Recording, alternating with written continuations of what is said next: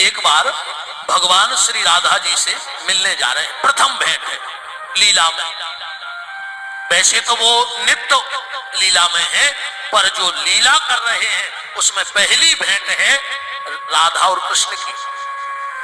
अच्छा, प्रेमी की भाषा प्रेमी ही जानता है। प्रेमी प्रेमी आपस में बात भी कर लेंगे और तीसरे को समझ में नहीं आएगा कि इनने बात क्या कर ली। प्रेम की भाषा अलग होती है, वही बतिया ले अपन चित्त ही ने चढ़ के बतिया खा गए। तो भगवान निकले राधा जी के महल के यहां से और चिल्ला के बोले, श्री रामा, वहां निकुंज में 12 बजे दिन में बहुत धूप पड़ती है। राधा जी छत पे खड़ी थी, उतई से बोली, काय मैया, ठीक 12 बजे छत से पूरा निकुंज दिखता है। चर्चा हो गई कि 12 बजे मिल रहे हैं अपन को, समझ में को की नहीं आई। ठीक 12 बजे श्याम सुंदर कन्हैया पहुंच गए। राधा जी ने सोचा पहली बार हम अपने प्रीतम से मिलने जा रही हैं तो श्रृंगार तो कर ले। और जो श्री राधा जी ने आईने के सामने श्रृंगार करने बैठी और जब पूरा श्रृंगार कर लिया और जो स्वयं का प्रतिबिंब आईने में देखा तो आंखों में अश्रुपात होने लगे। आईने में तो मुझसे ज्यादा सुंदर गोपी है। अगर श्याम सुंदर ने मुझसे पहले इसको देख लिया तो मुझे भूल जाएंगे। और रोते रोते राधा जी बेहोश हो गए।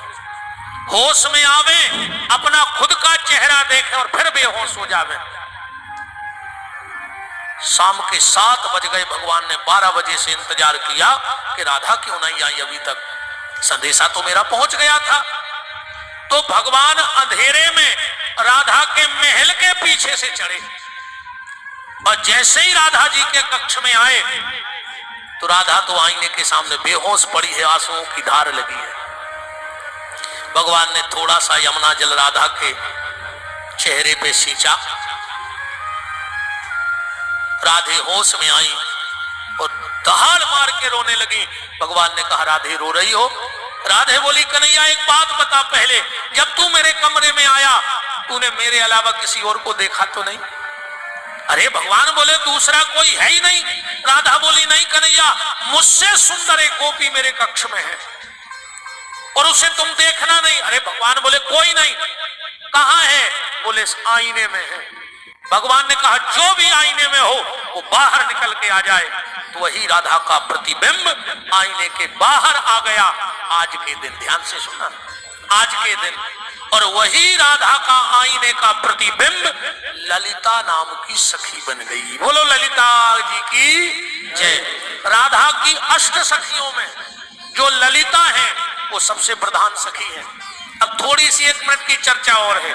जब भगवान वृंदावन छोड़ के गए तो राधा से तो वचन ले गए कि तुम्हें रोना नहीं है,